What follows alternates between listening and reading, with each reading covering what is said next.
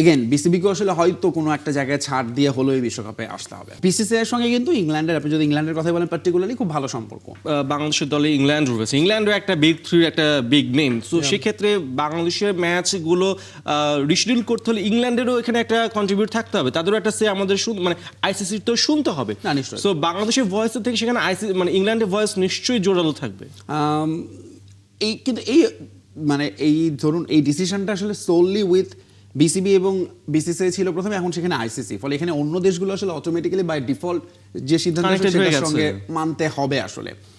এবং বিসিসিআই এর সঙ্গে কিন্তু ইংল্যান্ডের, আপনি যদি ইংল্যান্ডের কথা বলেন পার্টিকুলারলি, খুব ভালো সম্পর্ক। বেশ বোঝাপড়ার মাধ্যমে তারা আসলে ক্রিকেটটাকে নিয়ন্ত্রণ করছে লেটসে, এবং সেই জায়গাটায় আমার মনে হয় না ওইটা খুব বেশি ইফেক্ট ফেলবে। পুরো ডিসিশনটা আসলে এখন আইসিসি এবং বিসিসিআই আজকে মিটিংয়ের পরে কি প্রপোজাল তারা বিসিবির জন্য অপেক্ষা করছে।